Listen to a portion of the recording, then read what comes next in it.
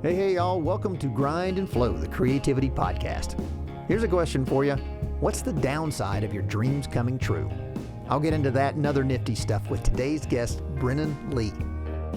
Brennen is a multiple-threat Americana performer, songwriter with a global cult following. She's a musician's musician who delights fans, peers, and legends alike with razor-sharp songwriting, an ability to shred on multiple instruments, and a killer Western-themed fashion sense that ranges from vintage elegance to impeccably casual cool.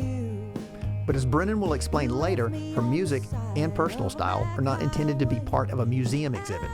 Her writing evokes emotions and insights very much relevant to our modern world.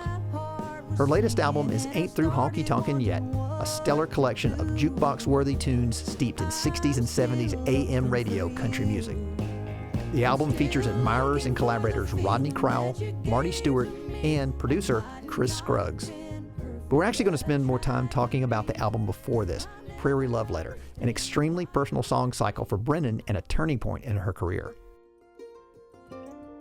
I could get here with my eyes closed. She thought the album might be too personal and weird, too specific to her upbringing in rural North Dakota, a very Fargo-esque world steeped in the culture of Scandinavian immigrants who settled there generations ago. But the album connected with audiences in surprising ways. It elevated her career and gave her courage to do whatever she wanted moving forward. Whether or not you're an artist, this will be good to hear. Encouragement to find your voice and then lean into it for all it's worth. So leaning in with Brennen Leigh. Here we go. So pretend I'm either 8 or I'm your best friend's grandma. Who are you and what do you do? Okay, I love that question. I think this would be the same answer I would give a person of my same age or whatever, but I'm a storytelling songwriter who makes music, travels around, plays music with other performers and writers that I really like. Sometimes I write songs with other songwriters. We tell stories. We try to stay inspired. That's what I live to do, is just to continue making really good art. And if I can sustain myself and keep living and paying my rent based on that, I'm happy. I feel that I've made it. You feel like you made it now? Yeah, I feel that I've made it.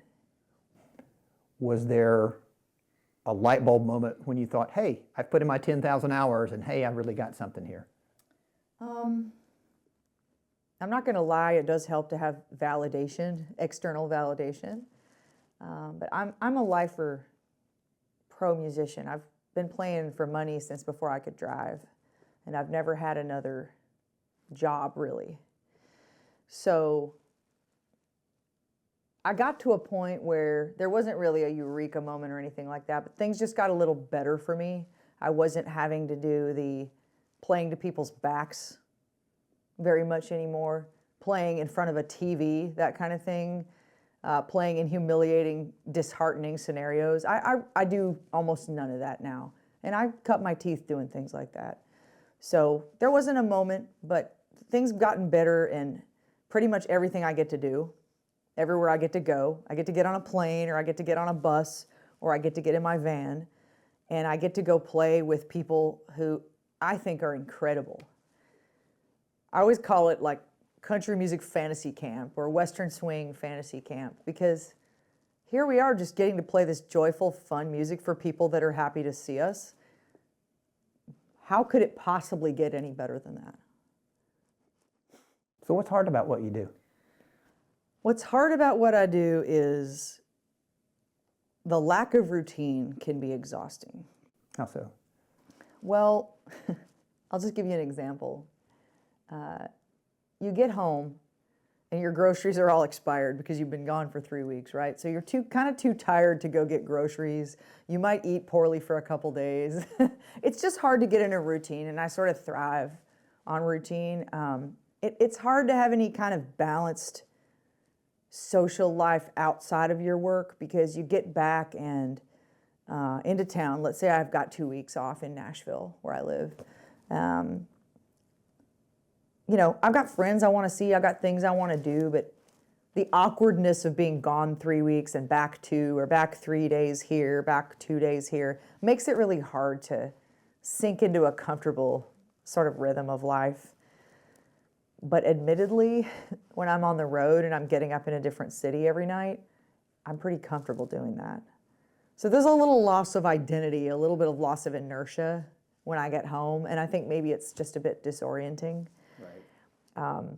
I don't have any real complaints.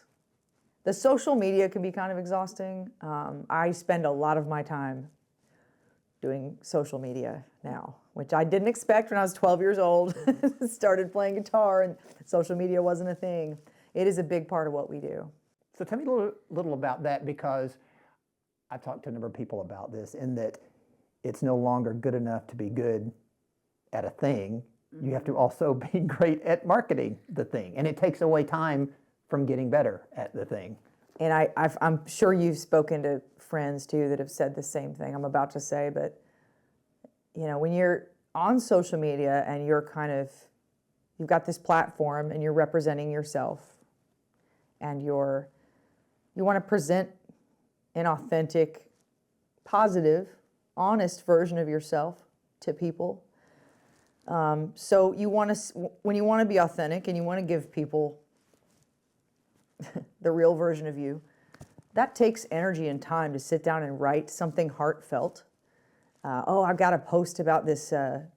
Let's say I'm doing a festival and they've requested that I, write a post about the festival. Okay, I need to sit down for a few minutes with a good photo that's appropriate for the setting, and I need to write out a couple paragraphs about this thing I'm about to do that's sincere, because I believe very strongly that people will connect if you're sincere, and I connect with people through sincerity.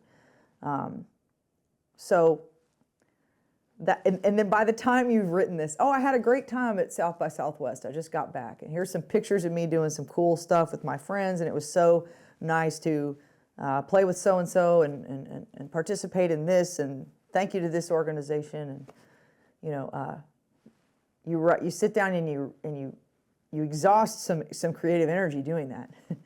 So in sincerity, which is the same thing I use to write songs, you write that post because you're on a deadline, or you make that video because you're on a deadline. It's probably taken away from my songwriting, because I could have used that hour and that energy to, make something, which is my whole purpose here, is to make things. And it's a conundrum.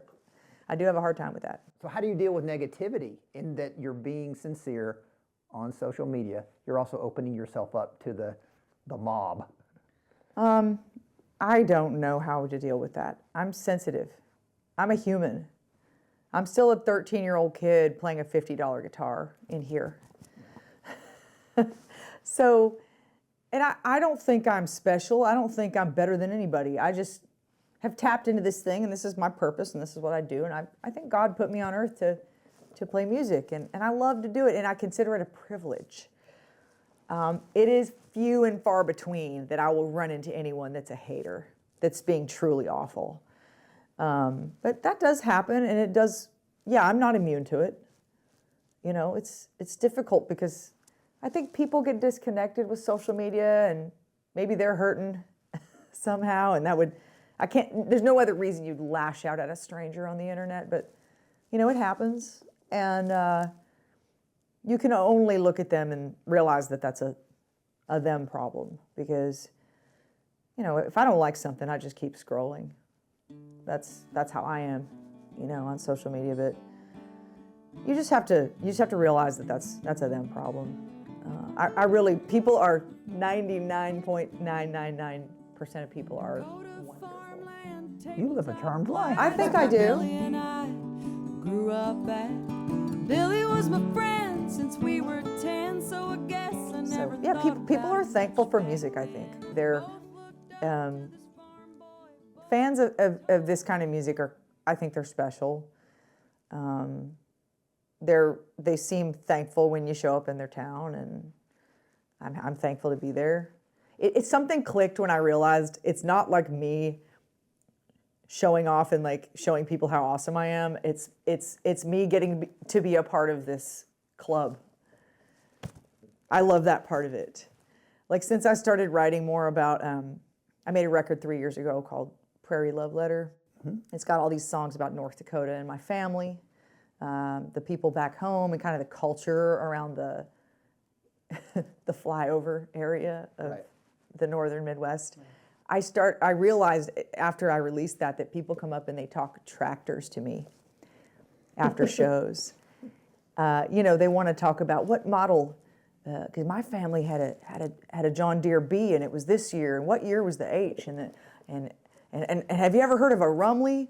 And like that just brings me joy when people come out and they want to talk about things like this. To me, it's about the stories. It's not about me. It's about connecting through the stories. Are you able to hold your own in the tractor conversation? Well, I just have a fascination with them. I'm not a farmer or anything like that, but I truly enjoy those people's stories about their family farm. That's my favorite thing that I get to hear is like, oh, I love that song. It reminded me of my grandparents and their names were this and that's like the best part. So tell me a little bit about that album, because I heard you talking about it before, and that was kind of a turning point artistically for you. How so? Let's go back and what was the name of the album, and why was that an important benchmark? So in late 2019, my friend Robbie Fulks produced a record. By the way, you should speak with him sometime if you can. He's a very interesting person, wonderful guy. Produced a record for me called Prairie Love Letter. And it was a concept record I decided to do that I thought no one would be interested in, except for 20 people from the middle of North Dakota that like, my style of music. I was kind of at my wit's end, and felt like I was maybe beating my head against the wall a little bit, not getting much notoriety. Money was tight and all that. But I heard that Marty Robbins had really wanted to make gunfighter ballads, and he had to convince his label back in, I think, 1960 to release this album. Great album. Great album. It's my Desert Island, one of my Desert Island records. I love gunfighter ballads. Well, it ended up being like his most successful album of all time, if I'm not mistaken. But I kind of took a cue from that. And I realized, you know what, I'm just going to put my heart into this. I'm not going to care if people relate. If it sells 10 copies, fine. This is the very best I can do. I'll never forgive myself if I don't at least just make this. So we made this record about North Dakota, about the Scandinavian immigrants and their descendants in the middle of North Dakota, people that I'm related to. Oh yeah. And because people don't, there are very few cultural mainstream references to this part of the country. One of them is the TV show Fargo. The other one is Prairie Home Companion, and those are the two like that people have like heard of. And I think both of those entities do a great job of capturing that culture. But I wanted a softer look at it. And so we made this record, all these songs I wrote about it, and it improved things for me. And I think the big lesson that I took away from that experience, that all of a sudden I was getting, things just improved for me in my career. I got better gigs, I got more offers, I felt people's respect for me went up. It could all be in my head, but I think it wasn't. I feel that it was that I showed my real self finally. And people saw that, and they saw themselves in the songs, which was a shocker to me because I thought they were too personal and too weird. Very specific. Mm-hmm. Very specific. So from that point forward, I just decided I'm going to do whatever I want to, because it served me well ever since. He didn't ride a wrangle, but he had a cowboy soul. There was a killer line that just stuck with me since I heard it. I'm going to get it wrong. Is the one about you're looking back on the guy you had the crush on. Oh, North Dakota Cowboy. And that, what was it? He said you're 40 and he's still 24. Oh, I don't say my age, but I say every year I'm getting older, and he'll just stay 24. My God, that's brilliant. Thanks. Well, the joke's been made about Matthew McConaughey and Dazed and Confused. The thing about high school girls is that I keep getting older, they stay the same age. It's different idea. No, I hear you. But yeah, it's this friend I had back home and who was real special and introduced me to a lot of music, and he kind of became this mythic figure in my mind. He kind of embodied what I thought it was to be kind of a Fargo person in that era. Tell us a little bit about your new album and how you took that spirit into doing whatever the hell you wanted to into the new album. So I was a little afraid to do this because I've sort of had to fight my whole career against people that wanted to just label me as like vintage or throwback, because my music does have a melodic structure and instrumental makeup that makes it sound old-timey to some people. Right. And obviously I'm influenced by older country music. Right. That's not hard to admit, but I had all these country songs that I'd written when I moved to Nashville in 2018. Mm-hmm. And I wanted to kind of do a little character sketch of Nashville in the late 60s. 1967, 1968, people were making cool records. Mm-hmm. And there were a lot of things going on in Nashville at that time, but I was particularly attracted to the records that people like Porter Wagoner and Dolly Parton were making, or Melba Montgomery or George Jones. So some of the Star Day records and things like that, they were more fiddle heavy, mm-hmm. more steel heavy, mm-hmm. Not as much on the strings, kind of what a lot of people think of now as the Nashville sound. So something that was a little more hillbilly was happening in the late 60s. It was still, but the recording technology was great. Yes, great sound from that era. The songwriters were great. Yes. These were the greatest singers to ever come to Nashville. Yes. You had people like Tom T. Hall and Chris Christopherson and Dolly Parton just walking around making records. Put a pin in Tom T. Hall. I'm going to come back to him in a minute with conversation. My favorite. Yeah. But I thought we don't want to make a throwback record. We don't want to make something that this is supposed to be a museum exhibit. We wanted to catch the spirit of that time. So tell me about your process. Are you in the usual Nashville ecosystem about writing appointments, or do you? How do you work? So I'm so busy now traveling, and I have a couple of projects that I travel with. The main one being just my band. Mm-hmm. That I don't have time anymore to do blind date co-writes like I used to. Mm-hmm. My first year in Nashville, I came here.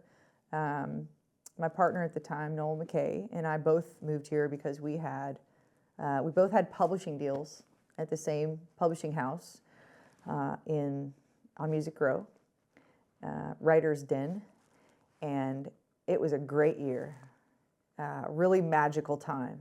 My first year in Nashville, I loved meeting up with. I met all kinds of writers that year. I was writing 3 to 5 times a week with different songwriters. Most of them random people I didn't know. Some of them were like friends that I'd written with before. Nowadays, since I tour so much, I don't have time to do that. Right. But I do have my people that I still grab. If I'll get an idea. Melissa Carper, I write with her a lot. I still write with Sonny Sweeney, just to name a couple. Mm-hmm. But now I write when I can squeeze it in. And I don't get up in the morning and say, I'm going to write today. But I have a log of ideas that I write down. Like how frequently do you write intentionally, or just when the mood strikes you? I don't know. That's a tough question. I'd say maybe nowadays it's every week or two. But sometimes I don't do it for a couple of months. Sometimes I'll write a couple in a day. So it's sporadic. Gotcha. But I'm not uncomfortable with any of that, because I've learned from past experience that it will come back, and I will always come back to writing. It definitely comes in spurts. I have, as of right now, way more unrecorded songs than I can ever record for myself. So, and I got friends I text back and forth with, like, oh, here's an idea. Right. And sometimes we kind of write like that. Right. We'll write from a distance. Right. And then I'm obsessed with this idea of making theme albums. So even if I don't tell people, hey, this is a such and such theme album, it helps me to organize my thoughts, to have them kind of... Does it give you like limitations or Yeah. a sandbox to play in? Yeah, it gives me limitations, gives me a direction Gotcha. for the album. And ever since that Prairie Love Letter record, I've had sort of a theme for every single record I've made. Set your sight on me one night when I was sad and lonely. We sang a song, and before too long I was thinking of you only. What does self-care look like to you? Well, I have no idea. I have to work out, walk my dog.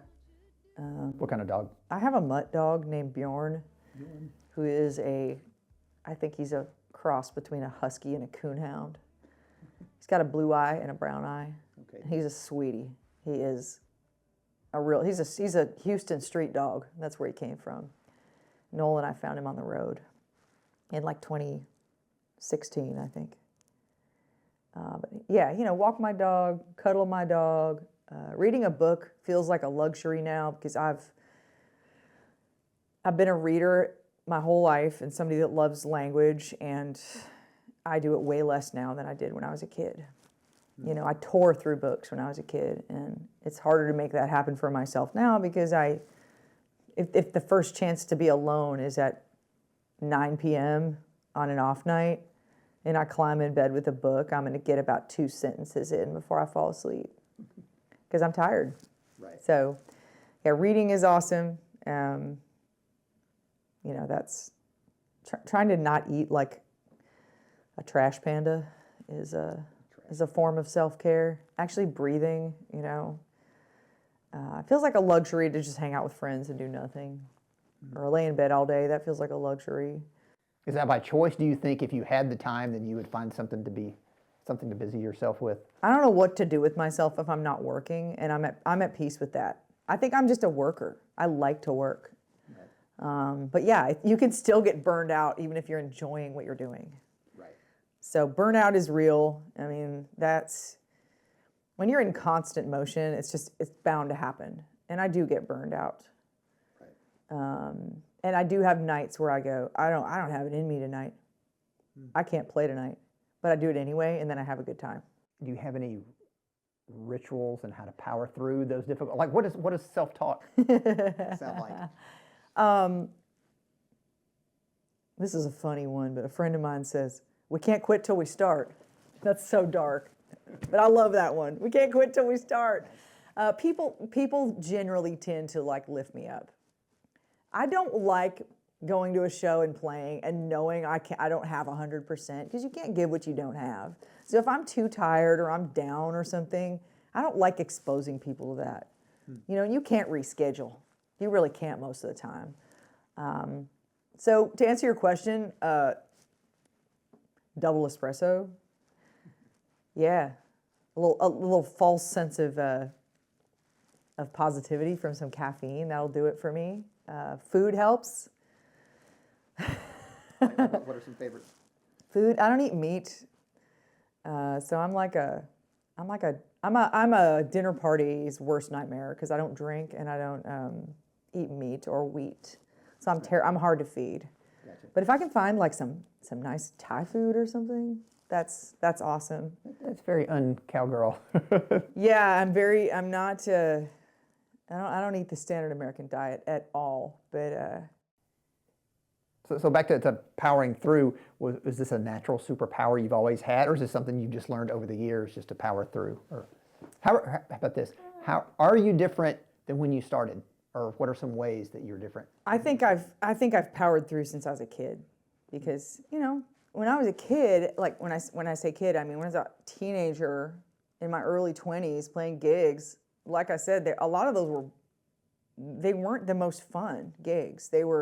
Some of them were fun. Some of them were, okay, you're starting at 9, you're getting done at 1 a.m., and you're going to get a lot of secondhand smoke the whole time you're playing, and people are going to want to hear stuff that's not in your genre, right. And you kind of don't even really belong here, but here's your gig. Beggars can't be choosers, and when you're young and you're starting out, you got to play some.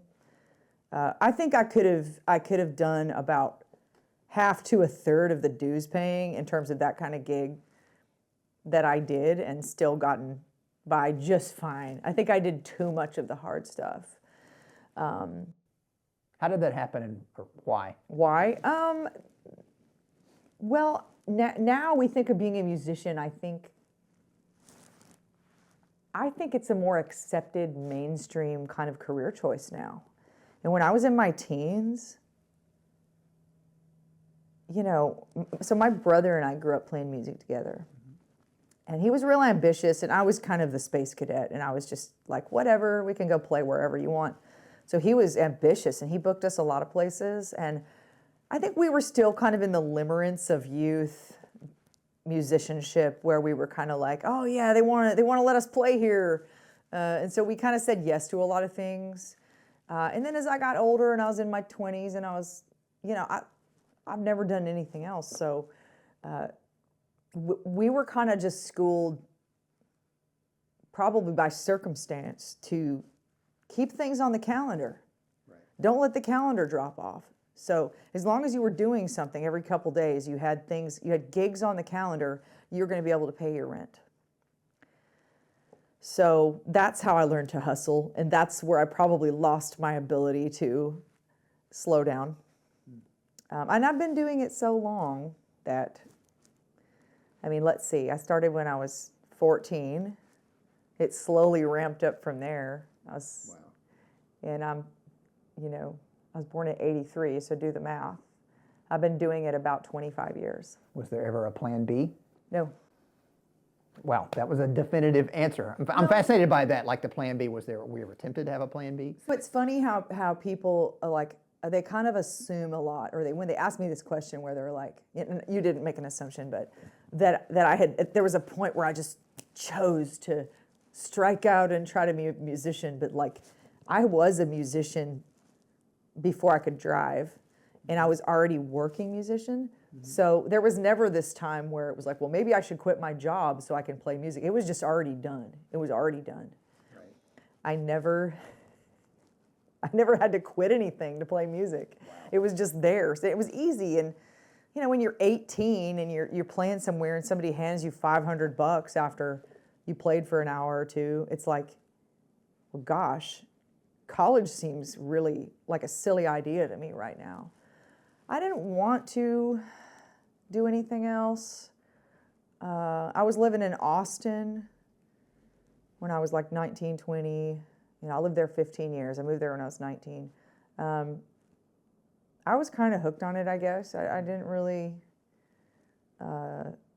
ever seriously consider quitting. And I'm always a little bit shocked when someone does. Right. Maybe that's a form of Stockholm syndrome, but I see one of my friends quit music. I'm like, how could you quit? What do you mean you quit? But you surely on a certain level you understand. Like it's just a tough.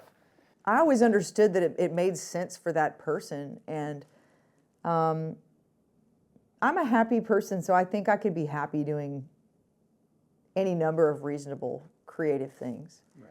I don't have to be in this wheel of touring, you know. It's just worked out for me that it's enjoyable and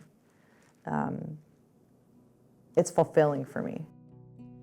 I love the lonesome prairie. The song I've heard you talk about, which is also one of my favorite songs, is The Homecoming by Tom T. Hall. It's one of those songs that's like the epitome of all country music can be. Can you help me understand why? I love everything about The Homecoming. First of all, it's beautifully written in this simple way that only Tom T. Hall did, where it's one side of a conversation, and you can kind of hear the birds and see him sitting on the porch with his dad. But you know, if you don't know the song, if the listener doesn't know the song, go listen to it. It really resonates with me because it's a song about being a musician and missing life back home, literally missing it. He's missed his mother's funeral. That's pretty low. I mean, that's... He's missed, he's lost touch. He didn't even know his dad had a telephone. He has got a girl sleeping in the car that's his guitar player, which I've always thought of as me. Well, I knew you was going to ask me who the lady is that's sleeping in the car. That's just a girl who works for me. And man, she plays a pretty mean guitar. We worked in San Antonio last night. She didn't even have the time to dress. She drove me down from Nashville. And to tell the truth, I guess she needs the rest. That's me in that song, you know. And I'm also him in that song. I relate so hard to what he's going through. He's hustling. You know, his dad notices that it's only one side of the conversation, but you hear him telling his dad, you know, I guess I'm looking kind of pale, you know. If you didn't know me better, Dad, you'd think that I've just gotten out of jail. Right. You can tell he's had a sort of a rough time, but he's still going for it. But the whole thread, through the whole song, there's this thread of he's missing being a regular person. Right. And I relate really hard to that, really well to that. He's missing just family stuff. He's missing normal stuff. He's missing, you know, runs into a friend on the way in and he talks about his cows with him. And I'm describing it terribly. You should go listen to the song if you haven't. You do a really good job of describing it. It's The Homecoming, Tom T. Hall. Yeah, but I mean, I feel that. I get misty missing regular people stuff because we're all regular people, you know. I hate that when somebody says, oh, we're having a birthday party for so-and-so 2 Saturdays from now. Can you make it? No, you should ask me 6 months ago. Well, of course they didn't know 6 months ago they were going to do that. Right. So you just miss out on stuff sometimes. And he did such a beautiful job of writing that.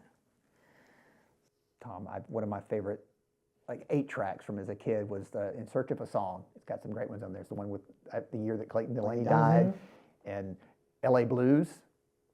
You want me to be like you? There ain't no way. It's about his trip to L.A. Yes, yes. And then a Tulsa Telephone Book. Tulsa Telephone Book. The year Clayton Delaney died, I like so much. I mean, I guess that's probably his biggest hit as an artist. Yeah. Everyone has a Clayton Delaney or two. You like a music mentor? Somebody that kind of slipped you a cassette tape and wrecked your life when you were 12 or whatever. Who wrecked your life? My parents. And I had, you know, the North Dakota cowboy that we talked about earlier. He, you know, special thing about him was he would make me little cassette tapes, and I remember one of them said regressive country, which is a term I think he made up, but it had that tape had Sweetheart of the Rodeo on it, the Byrds album with Graham Parsons. And one of the things he gave me was a cassette tape that had the soundtrack from The Last Picture Show on it, which is a lot of Hank Williams songs. So, you know, it was more than one person in my life for sure, but definitely my family. Right. I've always just liked the sound of old country albums. Right. There's something kind of rebellious about it to me, but going back and hearing the real early hillbilly stuff, that it just turns my crank. And I heard Jimmy Rogers last night. I heard Gambling Polka Dot Blues. I heard that one. It's the most gangster, sexy, hip thing you've ever heard. And I said out loud, it never got any better than this. And this is in the late 1920s, early 30s. Right. Jimmy Rogers never got any better. I mean, there were things I liked just as much that came later. Right. But it's so hip. I've struggled with that my whole life because I've never sought to be a throwback, but it gets thrown at me because that's my genre of choice for recreational listening. So it comes out, you know, my music sounds old even though it's new. It's like your accent. You can't hide. You moved to the U.S. from France at the age of 25. You're probably always going to have a French accent, and for me, that's what country music is. But you know, that's my accent, not my regional accent, but my musical accent. Like, you can't hide your influences. And I think that's like cool. That's how we get culture. Thank you, Brennen Leigh. We'll recap this convo here in a second, but first, thank you all for listening to Grind and Flow. Please follow us on your favorite podcast app and also Instagram and YouTube at Grind and Flow Official, spell out and. Here I'll post snackable video nuggets from each episode so you can share with friends little bits of wisdom from my guests. For example, my biggest takeaway from Brennen was her humility and that turning point in her performing when she realized it wasn't just showing people how awesome she was, it was getting to be part of a club. And I've thought a lot about that since Brennen and I recorded, and I think this is a subtle but major shift beyond just being respectful of your audience and their time. This is putting yourself out there and looking for meaningful back and forth connection. This has certainly sparked something in me and something to strive for. What do you think? Comment or DM me on the socials, and meanwhile, be sure to check out Brennen Leigh live if you can, or stream her music, purchase it, and check out her side project, Wonder Women of Country, with other Americana heavyweights Kelly Willis and Melissa Carper. Until next time, see y'all soon.